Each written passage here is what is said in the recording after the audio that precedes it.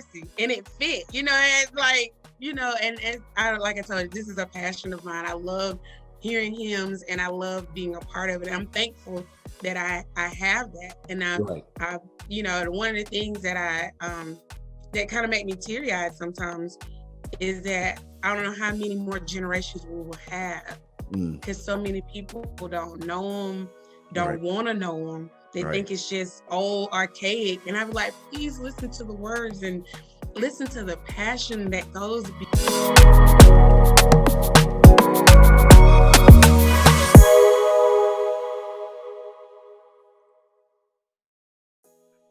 Hello and welcome to another episode of Music and Nostalgia. Oh my goodness, I'm so excited, and particularly because of the season we're in right now.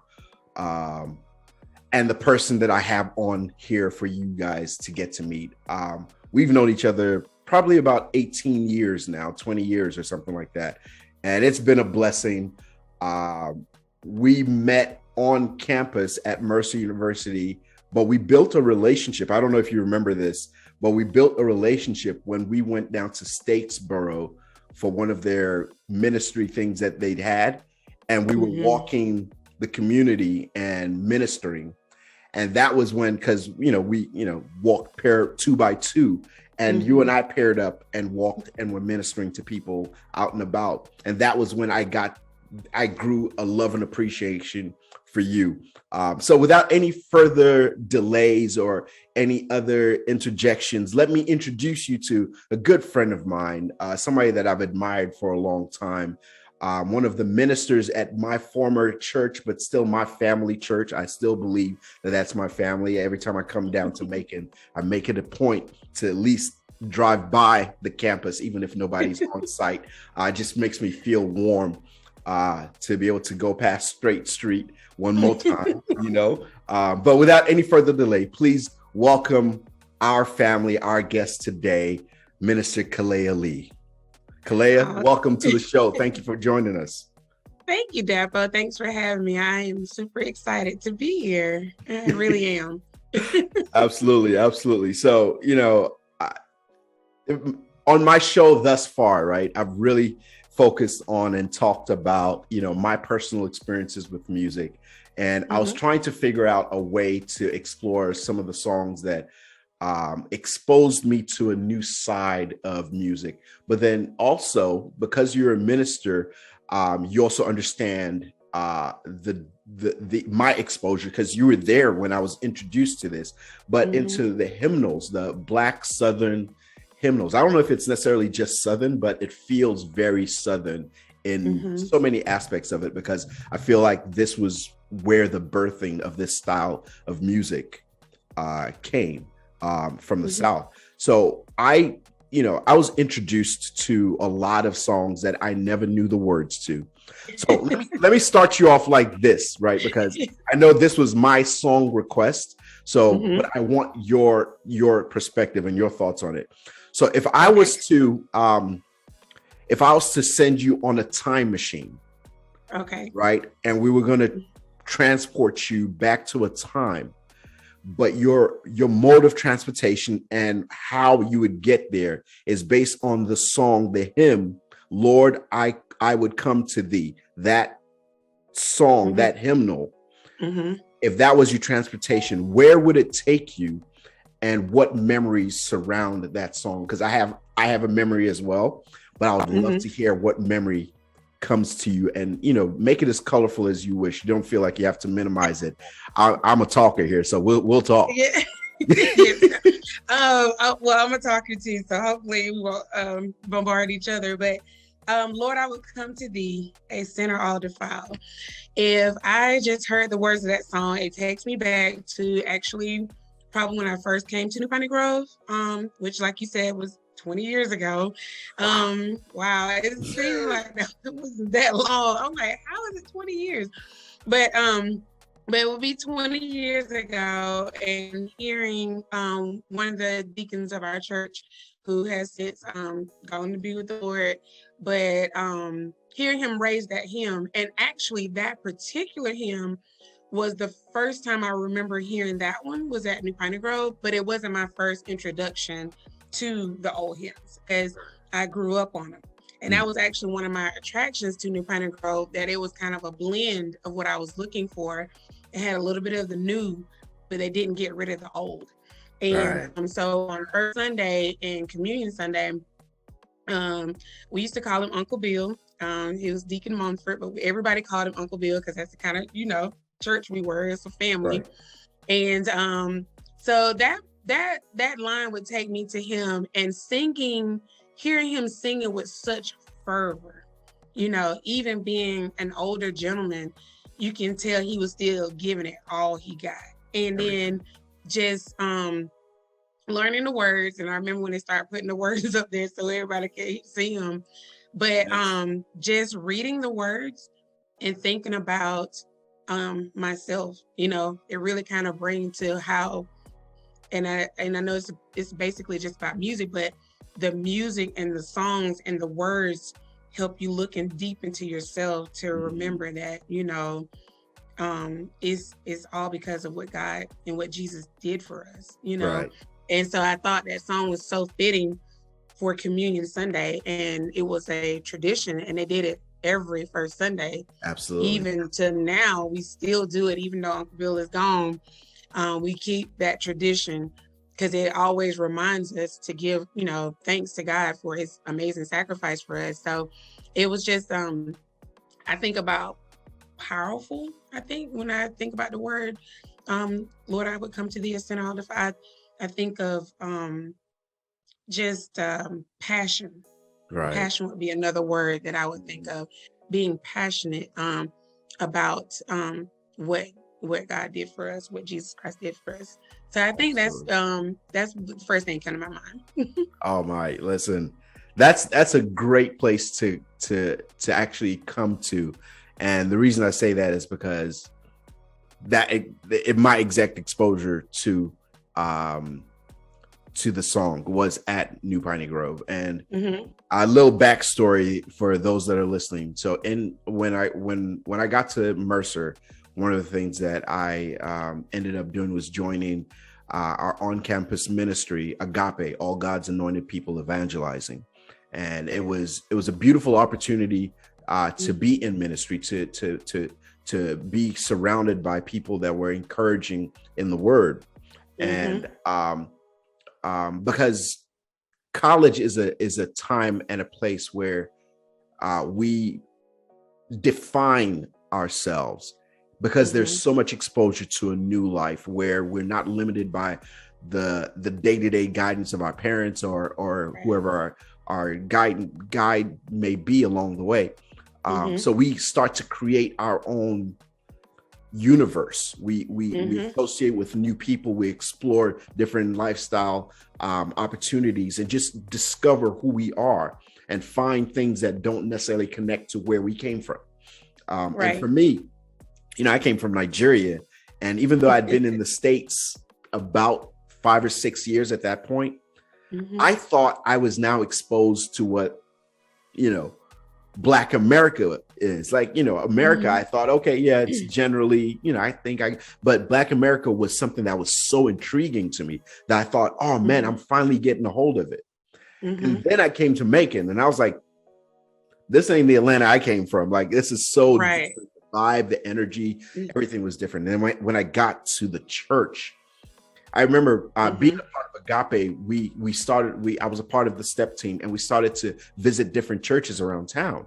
Right. And I remember coming to New Piney Grove, and we stepped, and I remember we would go to like the grocery store, and people would be like, you them triple stepper people, huh? And I was like, oh, I can't even act up in Walmart if I wanted to, right? Because it's like I felt like I was a part of the community, the family, and we just got reinvited. I remember my first time coming on a first Sunday, because I was like, it feels like an older church, like the stuff that I didn't connect to, because again, I didn't understand the cultural cues, even though I'd been around for what I thought was a long time. Right. So now I'm actually in church, and out of nowhere, because there was no cue for this. Uncle Bill would just, when he was ready, not when he was ready, when the Spirit moved, because he was very connected to the flow of service. So I always loved that about. But he would start, and he had this shuffle stump that he would do and tap on his leg, and that would be the tempo that we would go on. And he started Lord, and I didn't know. The first time I heard it, I was like, wait, what just happened?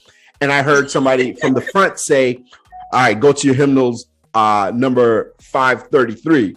And I scurry around, find the hymnal, grab it, and I'm opening, trying to get, and I couldn't find it fast enough because I was so mesmerized by the sound and how everybody just kind of fell in line. And you called it, it's not call and response, but it's line and hymns. Yeah. Line and hymns. And I was like, how do they know what to say next? Right.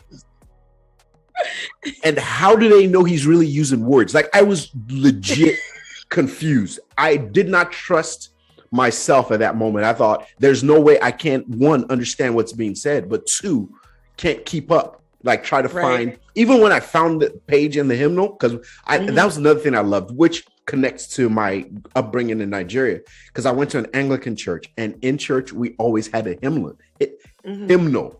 So I grew up having that. So I would always, know to flip to that. I went to other churches and we didn't necessarily always have a hymnal, but my upbringing, my youth, I remember that all the time. And there I couldn't keep up because they would go into Yoruba, which is my native language, and I couldn't keep up there. And I was like, now I'm here and I can't keep up. So I was like, I guess I'm home, And every single month I would come intentionally because I wanted to hear Uncle Bill. I said, I'm going to be here and I'm going to catch it. I never did. Like, never. I caught some words eventually, especially when you started singing it, But prior to that, I didn't have any faith in myself being able to catch on to those words at all. Right. And I honestly was like, I honestly don't know why I continue to be attracted to the narrative. And, obviously on a spiritual level, I understand. And then on the family level, because that was one of the things that I'm such a family person. Like, I have cousins that I just met, and I find out they're a cousin, and I start acting like we've been friends for decades. But that's me, And being let's also be real. Here's probably one of the reasons why I'm gonna tell on myself right now. Okay. I was a broke college student, right? And just about every Sunday I come and be like, hey, you want to come to dinner with us? I'd be like, but of course. What's homework? What's studying? Like, that's one thing that New Pine Grove did so well. Like, the college and career ministry, they started taking care of us, like actually adopting us like family. I ate so much cornbread, turkey, and you name it, lima beans or whatever it was, those little green beans that I didn't even know what they were. I ate them. It didn't matter. Like, it was food. So I understand what you mean by. I told you I'm a talker. Like, I just went back and I just remember Uncle Bill. Just man, God bless his soul, and I know that his impact that he left on New Pine Grove is still felt today. Oh yes, of course, most definitely. I mean, and like I said, I grew up in a church, and you always. It's funny that you talk about New Pine Grove being, kind of a small country church, and the church I grew up in was even smaller.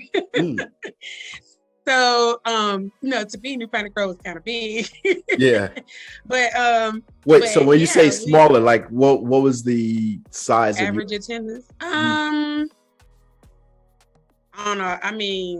a packed house, we probably had about 75 on a packed. I mean, that's like anniversary style, man. 75 to 100, that's like no sitting room, standing along the walls kind of thing, I don't know, like I remember coming to New Pine Grove, and the average, I think, attendance for Bible study was probably what we do on Sunday. I think it was like 75 one Wednesday night. And I'm like, we maybe have this many on Sunday, it's like, I grew up, my dad was the chairman of the deacon board, my godfather was the pastor, my mom's was the choir. Me and my brother, we didn't get out of doing much. And so my brother and I were both taught to line hymns fairly early because Oh, we didn't have what we know of as praise and worship. That's all gotcha. we had was lining hymns. So the hymns like Uncle Bill did, that's what we did. And one of my favorite ones was A Charge to Keep I Have.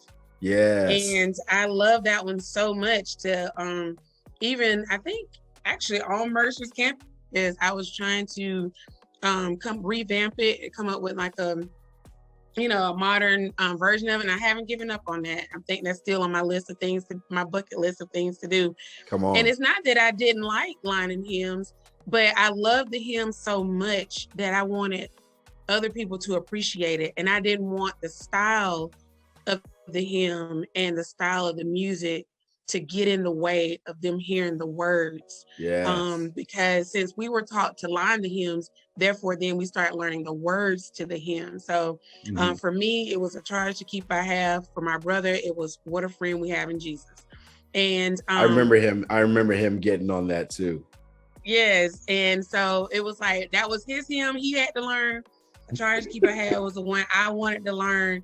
And it's funny, you really don't have like there's no musical notes, there's no bars, there's no counting.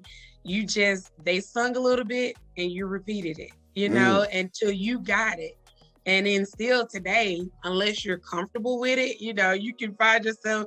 Me and my mom joke about it, like, yeah, you'll get out there and forget where to go. Cause like you said, I thought that was funny. You were like, well, how they know what to say and where to go? It's Right. just strictly through years of repetition and years of hearing it over and over again. So like I said, even though I didn't know that particular one when I first got to New Pine Grove, the flow of it, I guess that's the best way to describe it for those who are not familiar with lining hymns. The flow of it went the same way as A Charge to Keep I Have. So I at least knew where to go Right. musically. I knew which notes to hit until I could learn all the words to it. Oh, you had me fooled. Yes. So let me ask you this. Tell us a little bit about the flow, because that's something that I always was curious about. Like, I mean, now I guess on a theoretical level, I kind of understood. I still don't ask me to lead it, first off, because I'm not musically inclined. Yeah.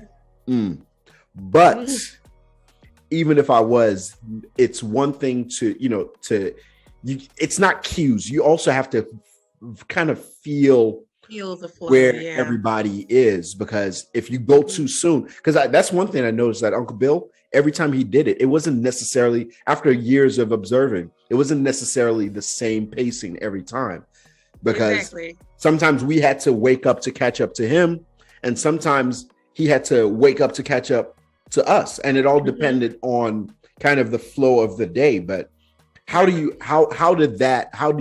acquire? I mean, one, obviously you're musically inclined, but how did you kind of grab onto that? Because I want to move to the song that you mentioned as well and talk about that, because I love that one too. Well, it's funny because I know I am musically inclined. Like, I sing, I play an instrument. I That's an come from a understatement, musical by the way. family.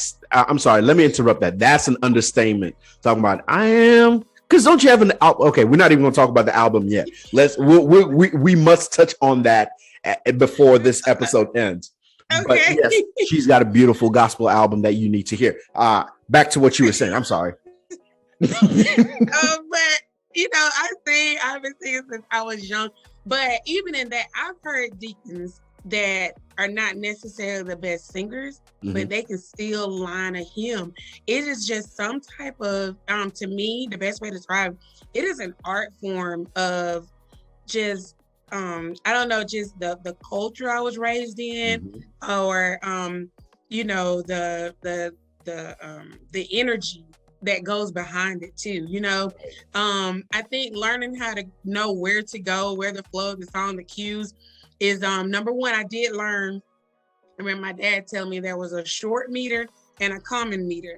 Nobody could tell me what that meant, what short meter meant and what common meter meant. Right. I just knew that if it was common meter, it went kind of like A Charge to Keep I Have, and if it was short meter, it went like What a Friend We Have in Jesus. That's how I determined it as a kid. I didn't. There was no 4/4 measure. No, you know what I'm saying? Like, my classical training is there's a meter and this and beat and a time signature and da da da. There's none of that. And it's literally a family, not just a church family, not just a blood family, but a family of believers that they understand. And once you grow up in that culture, it kind of just get engrafted in. You know what I'm saying? Like, there was no class on how to lead a hymn. You just listen for a while, and then as a young kid, they put you up there and you start, and it will be funny because they could tell when you were nervous. And when I say lining the hymn, that means you say the words first, and then everybody starts singing it. But like how I grew up, and like you said with Uncle Bill, he wasn't the only one singing. Like when he tell us what to say, we all supposed to join in and sing together. And I remember one pastor, I love him to pieces. He'll be like, "Don't leave, pray with them, sing with them," whatever. That's what he would say. And it'd be the whole congregation, and it sounds like one big choir, all the different parts, all the different nuances. And I think the great thing about it is that it wasn't no set time where you just kind of like, Lord, it was flow. You know what I'm saying? Yes. So however you interpret it, I mean, we still kind of flowed together, but it was no precise beat, because you would hear the church mother in the back just moaning or wailing or something, but it still fit, or somebody say, "Lord have mercy," and it fit, it's like, and like I told you, this is a passion of mine. I love hearing hymns and I love being a part of it. I'm thankful that I have that. And I one of the things that that kind of make me teary-eyed sometimes is that I don't know how many more generations we will have, because so many people don't know them, don't want to know them. They think it's just old, archaic. And I was like, please listen to the words and listen to the passion that goes beyond that, So I think my oldest, he's so intrigued, kind of like how you were saying, he's intrigued of why grandmama moan. Like he called my mom mama. So he's like, well, why did she say it like that? And I love having her so close to them because he wants to know. So now he mimics what he hears, and that's how we learn. We mimic what we heard. And so my mom would say something like, "Lord have mercy," and now both my boys would be like, "Lord have mercy, oh Lord have mercy." They'll just start singing it now. But they had to hear it over. They had to hear my mom sing it over and over again. And they'll come to me like, "Why did she sing it like that?" I said, "That's what we did. Somebody will be praying, and it got good to us, and we just yell out, 'Lord have mercy,' and he keep praying." So what's interesting about that is, one of my introductions to Black culture was, some of the excuse me, Negro spirituals. And I love that we're talking about this episode in February, because it was a shock to me to hear it. But some of what you're saying here, like how you didn't necessarily know meter and short meter, all of that, but it was a collective feel for where the song was going or where the message was going. And like you said, like, because I growing up in Nigeria, that's something that even thinking about it now, different structure, but still the same core. Like in church, like out of nowhere, one of the church mothers or one of the elders or somebody would yell out, and it would be in line with what was being taught or what was being sung, and everybody just kind of knew in that same rhythm, where it wasn't and it wasn't one like, okay, well, she started it, let me join in, so it looks like, but it just naturally flowed. Even I've caught myself in those moments now in life where I'm like, wait a minute, I didn't even know where that came from. Immediately, like it'd be a low hum because I'm going to but but I would be right there in the moment in that message. But it was a mind-heart connection at that point where I didn't have to I didn't have to know the words, but I just knew how to kind of come in. Right. And that's right. and that was the great thing about it. I mean, sometimes we would spend time what we call moaning. You'd be humming. There was no words, but everybody knew what it meant. You just hummed, you just moaned or whatever, Right. And it's interesting you say that too, because I think of the movie Sister Act, right? How maybe it was the second one where all the kids, where they were working with the kids. And it's interesting how, with all the resistance, that was one of the things that kind of anchored the kids together, or the high school students, where they were able to now meet each other, like when one was singing, and they'd feel where the song was going or where the energy of the song was, and they knew to just jump right in. And the humming or whatever, the call and response or whatever it was a part of that. And I think that's an evolution to hymn and lining hymns. Yeah. And I think that's an evolution from that it came because it feels so. Let me not lie to people. I don't know anything. Y'all don't be like, what's he know? But I'm just saying it feels like it all kind of marries together, because there's it feels that authentic connection is there. And I love that you even your sons are doing that they're like, what's grandma saying that? And then come back and do the same, So it's powerful. Like I hope and pray that we can carry on the culture of sharing these stories, because I think it's important. Like, I know we've gotten to a stage where everybody wants to kind of explore lots of different spaces and touch on different styles, and that's great. But I really want to see this exist. I don't know how to do it, but I love when I hear the likes of you, like even the young man at New Piney Grove that that I saw him on the on the stream of service. I was like, good Lord, he's like 22. Yes. He knew like, I was like, young boy, come on. I was over here wearing my white scarf, like, come on, preach, preacher, come on.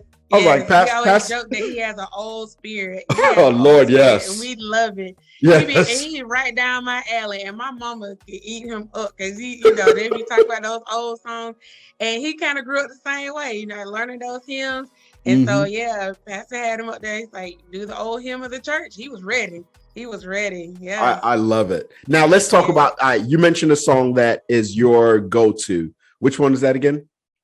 The hymn, A Charge to Keep I Have. That was the one I grew up on. That was kind of my staple one when I was asked to line a hymn. And I love that. I remember you singing it quite often. I love that because it just felt, I think about those songs, I just felt them. Like, I didn't know them, but I felt the message, and it always aligned with the sermon and the message that was coming from either Pastor Dave or whoever the guest preacher was. But it just it aligned so well that I didn't feel it didn't feel out of place, like, even though we had a younger audience and an older audience and a hybrid, it felt like we were all on the same page, like we were together. So what about that song, or where does that take you, and what feelings and memories does that pull up for you? This one definitely brings back memories of childhood, of course, being like I said, being a kid, learning how to line a hymn, and so grateful for the the older saints that would let you get up there and make mistakes. Right. And as the old saints say, catch it for you when you didn't know where to go. Because like I told you, you did have to learn how to go with the flow. And sometimes you get kind of stuck, didn't know where to go, and somebody just start singing it for you, But the words, we usually do just the first two stanzas. It says, a charge to keep I have, a God to glorify, a never dying soul to save, and fitted for the sky, to serve the present age. And that part really lingers for me. My calling to fulfill. Right. Oh, may it all my power engage to do my master's will. And so probably love both stanzas. The second one probably puts the exclamation point on it for me. Right. Because just being in ministry, and even before ministry, it's just, I want to serve the present age, whatever that is. And I guess that was one of the reasons why I wanted to take some of the old hymns and just kind of rework them. Not because I don't like them the way they are. I just really want the words to speak to people, that we have a present age to serve. And he said, may it all my power engage, like with everything in me, I want to do what his will is for my life. So Amen. With everything I got, what I'm saying, like, whether it's my hands, whether it's what I can give, it's words of encouragement, whether it's through song, whether it's through singing, if me singing is going to help lift up a spirit, then I'll do it, Right. And so it's just, I want to serve the present age. And that hymn has always spoken to me, that anytime you feel like you're tired or weary, no, and with everything I got to do his will, with everything I got, with everything that's within me.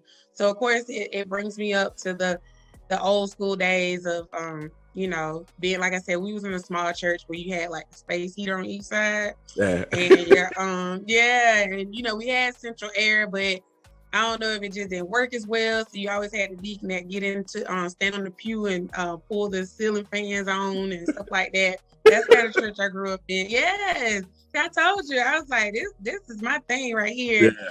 And then the kids lining hymns, knew nothing about standing doing praise and worship, singing 2 songs and sitting down. They didn't know nothing about that. Sometimes devotion, what we call it devotion, when you led hymns and songs and stuff. And sometimes that would last probably a good 30, 45 minutes, you know what I'm saying? But nobody kept time. Right. Nobody wondered like how long they're gonna sing, it wasn't no one was assigned a song. That was another thing my boys didn't understand. Really? When we went home. It's like the deacon would be like, can somebody give us a song to start off? And somebody in the audience would just start singing and we all join in. Then he'd line the hymn, and toward the end of the hymn, he'd ask everybody to stand. As we sung that last stanza. I don't know if you remember that. We used to have with Uncle Bill. Yes. Stand up on that last little couple of lines. And then when they got ready to pray, you sat down and somebody would pray. And then as soon as they finished praying, another person, probably in the mother's corner or the deacon corner, would come up with another song.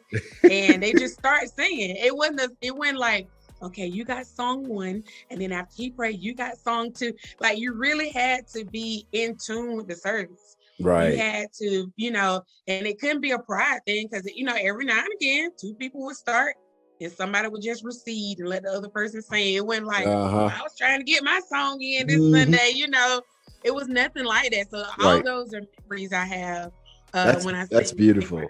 It's funny you say that, right? Because when I was in Nigeria growing up, I remember being really young. And, at that age, kids, we just want to get out so we can go get ice cream or candy or whatever it was. And I remember they would start a song and then another song, somebody would start another one, and then somebody else would start another song, and they'd be like, let us pray. And instead of just going straight to prayer, they start another song. I'd be like, Lord, I want to get my ice cream. The ice cream man's going to leave soon. But that was in Nigeria. Like that I remember so vividly. Wow. And this was 8, 9. And I'd be looking, all the other kids, we'd be looking at each other like, we never getting out. And we never getting out. Nowadays, like, kids would be able to just like outside of children's church, like back then there wasn't. But like we would, right? We couldn't just like walk out of church and just go in the hall. Like you had to sit there and, the mother's face, like for those of you just listening, they'd give you the unspoken speech where you knew what they mean, but no words were uttered. Like you would get that and, just sit back down or get back up and clap. But that was, so when you say that, it takes me back to my experiences growing up. And I have to I can't wait to talk to my mom now. She's coming back. She just came back in the country about this and see what songs growing up those were for me. Because I remember one time we were going to do a fast. I was like, yeah, Mom, I'm going to fast with you too. At noon, I was like, well, I kind of fasted all day, so can I have ice cream? She's like, dude, We just got to church 3 hours, 4 hours ago. What are you talking about? And I remember that, like, those wanting to do the things that my parents were doing, but not understanding like what really came with it. So when you talk about that, it takes me right back to that, a memory that I hadn't even thought about. Like I was just taking it back to like the experiences I had to New Piney Grove, because it was, I think, the newness of it and in the space of it too, kind of connected for me, and the fact that I was expecting that, because we're in the States and I'm from Nigeria, that things are not necessary. There's not much that would connect on those levels. Right. And even though styles were different and certain things were different, we see today now that there's a lot of crossover, because it's almost like we've been waiting to meet each other authentically meet each other for so long. And that's part of why I created this podcast, because I want to be able to have those open door conversations where, for me, I grew up kind of a third culture kid, meaning I'm from Nigeria, but I was born in the States and went to school amongst kids from all over the world. And then I came to the US, and for the first time I was in school with all Black kids, or primarily Black kids. And then I went to college, where I then went back to a mix of cultures, and a mix of people from all over the country. So I now had to explore. And then I came to a southern town where it still had that old school feel to it. But all of that just kind of, so I don't have one primary culture, like depending on where I am. Like if I'm around some core Nigerians, they're like, you're American. If I'm around Americans and they see my Nigerian side pop out, they'd be like, boy, you African. I didn't realize you this time. So depending on where I am, people see me as a different culture, which was a challenge for me, all through the years. Because even through college, it's like now trying to redefine who we are, and it's like, where do I fit in? Like, how do I identify? So those things now really speaks to the core of why this podcast exists, because I want to be able to connect with people and let them know that whatever their journeys are, that we align with more people than we realize, even though things are so different. I remember Pastor Dave being that he was over Agape, which all God's anointed people evangelizing, that ministry that we were part of at Mercer. It was so good to not only have him as the advisor for the organization, but he became like, Pastor Dave became like daddy for everybody. Like Pastor Dave went through more names than Puff Daddy. Like he was Pastor Dave, Daddy Dave, P. Diddy, Davy Daddy, like Pops. Like he had so many names, and he responded to all of us with so much love, and Mama Ann as well. That he wanted to make sure that we were all a part of the family. We weren't just he wasn't pursuing membership, and that was so important. Like I remember loving that. I had the privilege of even working with the teen boys on Wednesdays for a Bible study. That for me was great, because one, I got to learn a lot more about the things that we were supposed to be teaching them. And then I had the desire to also make sure there was life application. So they didn't look at it and say, oh, well, this is just old Bible words, and keep it moving. But that was taught in that environment. And because I learned from all of those, like Uncle Bill and Pastor Dave and yourself and Minister Brothers and so many people that were just a part of the New Piney Grove family, it was hard for me to not want to connect, right? And more importantly, to also make sure those boys, the young teen boys, had a friend, a liaison of some sort, right? Because it's a lot of times there's that disconnect, just kind of like you said, that the younger kids now may not connect to some of those old hymnals. But for me, I was learning it with them. They more than probably knew it more than me, but it was just being able to connect with each other and explore, like, what is the ministry? What is it saying to us? And when tying it into Black history, like, how does it connect to what, the story of Black history is in America? And beyond the title stuff like slavery, because yes, that we all know that, but knowing that I also feel like these hymnals, even though they were written, you know, I don't know how far back, they connect further back to even the pre-slavery existence. They connect to the people more than just written words, because you have to feel it to be able to connect with it. And I feel like that was the beauty of these hymnals, because man, for somebody who came from Nigeria who hadn't heard this style of singing, I was shocked, and Right. shocked in a good way. Like, it felt like the first time, like the old cartoons when something explodes and like their face is just like drawn back. That was me the first few times. Yeah. Like, wait, like, is this real? Yeah, like, what are they doing? Okay. Yeah.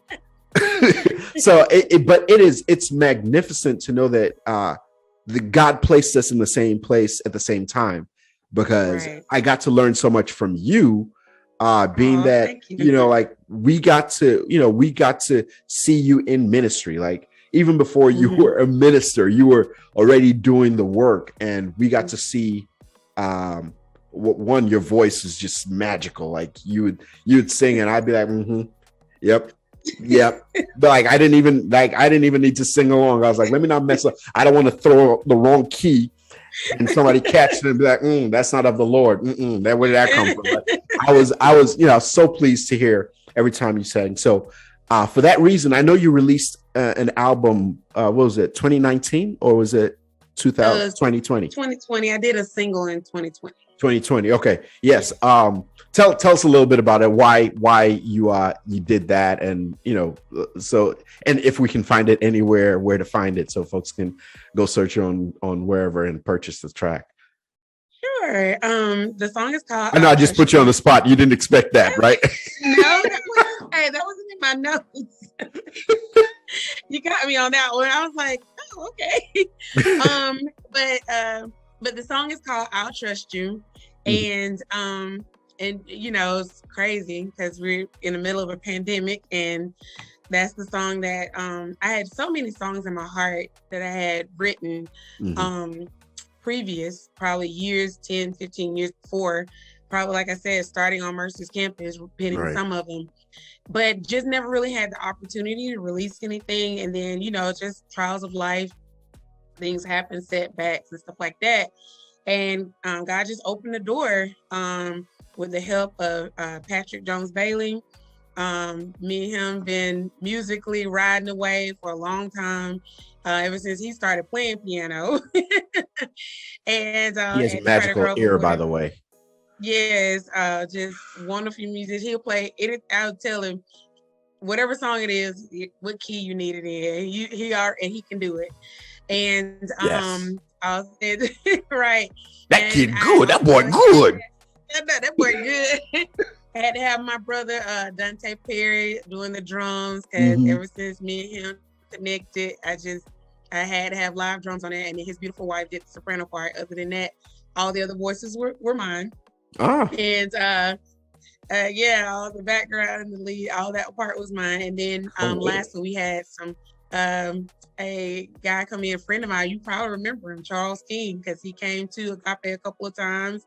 Really? Grew up with the Agape family. Yeah, he came in and helped to get us to the finish line, and just really lended his expertise, because he had been there, done that. So a lot of the hurdles we were going to have to jump, he showed us how to do it so we could do it quicker. Right. Because the goal was to get it released by my birthday, which was December 23rd. So for my 40th, my bucket list item, I released the single "I'll Trust You." And out of all the songs, I chose that one. It does have more of a an older feel, I guess you could say, to it. More of the little 2/4 hand clap type. Even though those who know me know I love a plethora of music. I love all the way from Hillsong to Mahalia Jackson and everything in between.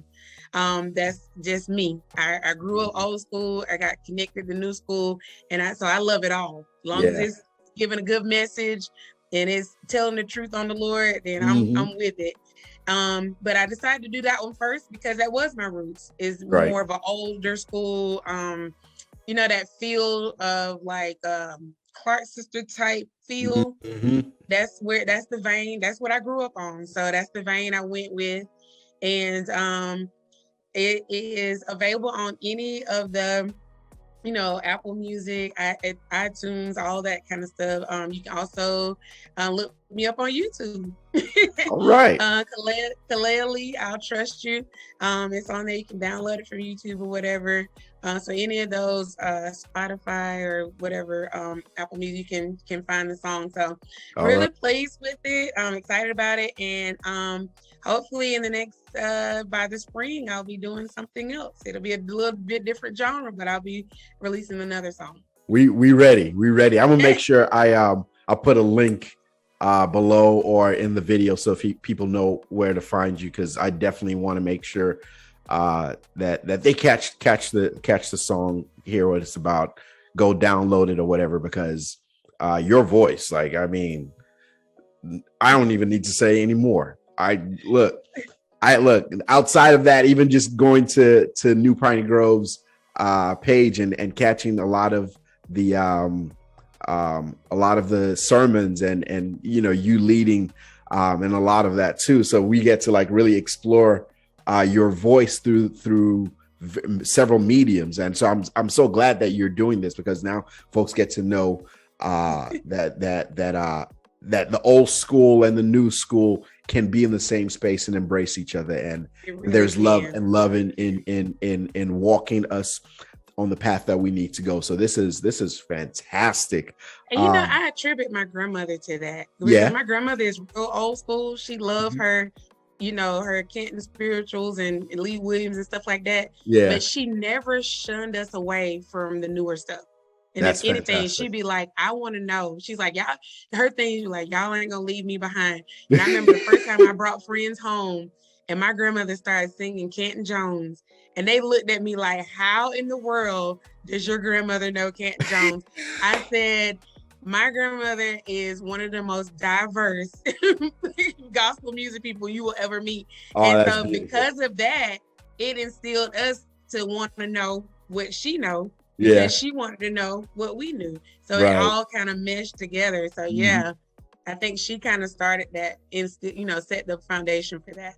Oh, my wife Tedja would absolutely love hanging out with your grandma, because she loves Canton Jones for one, but she she loves gospel music, so she's all over the place.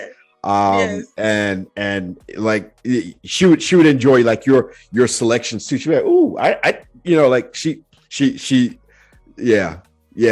loves it. One of the things, like for me, college was when I really got to explore, because prior to that in high school, when I moved to the States, I was around, like before my mom came over, I went where I was taken. I didn't have a choice of just having immersion in any one church or any church family. So I didn't have that. And when I, my last year of high school, I actually had a church that I was now going to regularly, because my mom went there as well. So we went as a family. My aunt went there as well. So I was even in the choir there, but I loved that I could do that. So when I came to Mercer, I was like, oh man, finding a church home, that's important.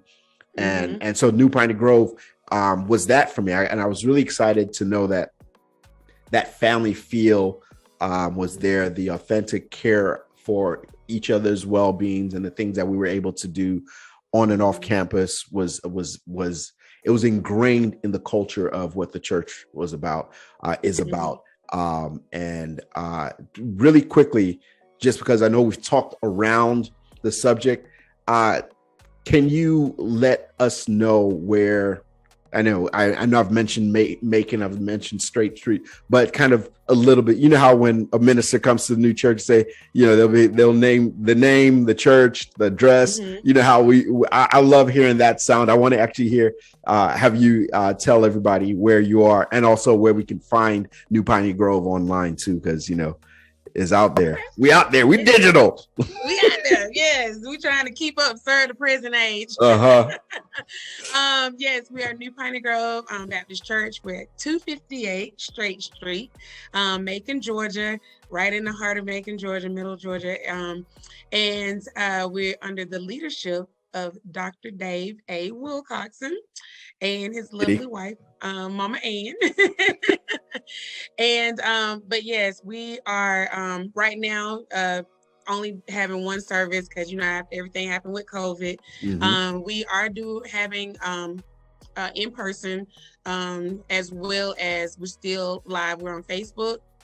So you can like our Facebook page, New Pioneer Grove Baptist Church, and also you can catch us on YouTube, or you can go to our website, npgbc.org, and the links to all the services as well as Pastor's blog is all on the website.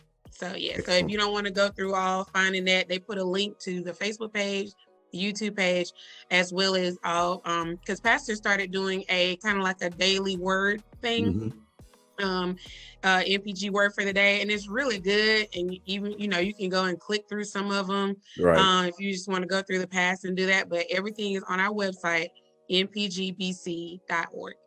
Excellent. I love it. Love it. Thank you, Kalaya. This has been an exciting episode for me. It really feels like I went back home when I heard the song. That you sent me a version of Pastor E. Dewey Smith singing the song "Lord, I Would Come to Thee," and I loved it. The only issue I had was I wish there was a version where I couldn't really understand the words to really immerse me back in the feeling of Uncle Bill. But but I love that you were able to share that with me. I love that you were able to come on the episode today and just bless us with your insights, your knowledge, and really just being able to I hope and pray that this is able to touch somebody to know that they're able to when the time comes, seek the Lord and know that they can connect. So you've done so much for us. I appreciate you. Before we end, I'll turn it to you, see if you have a final thought before I close this. No, I'm just thankful to be a part. This was an exciting podcast for me because, like I said, this is a passion for me. Music is a passion for me, and especially just remembering the old hymns because that was my upbringing, right. And it has such a strong foundation in who I am today. So even though I sing the newer stuff, the old stuff sometimes still is kind of what kind of gets me through the day. So I'm just very excited to be a part of this, and I thank you for having me. I'm so excited. Thank you again. Okay, guys, for everybody that's joined the episode today, I hope and pray that this really spoke to you because I truly appreciate my journey and my time at New Piney Grove. I still feel like I'm part of the ministry, part of the church, because even the person she mentioned that played the piano, Patrick, he was one of my kids. Like, he's a grown man, but he was one of my young men that was in the teen boys ministry. So it's great to see everybody as they've grown and matured through the years. And Kalaya, you have continued to just bless us with your willingness to serve, because you have to be willing in order to get the message out to people. So God bless you. Thank you for it. For everybody else, make sure you tune in for more episodes. And remember, no matter what's going on in life, just make sure you stick with the journey, because the joy is in the journey. All right. Thank you. Enjoyed you. See you guys later. Thanks.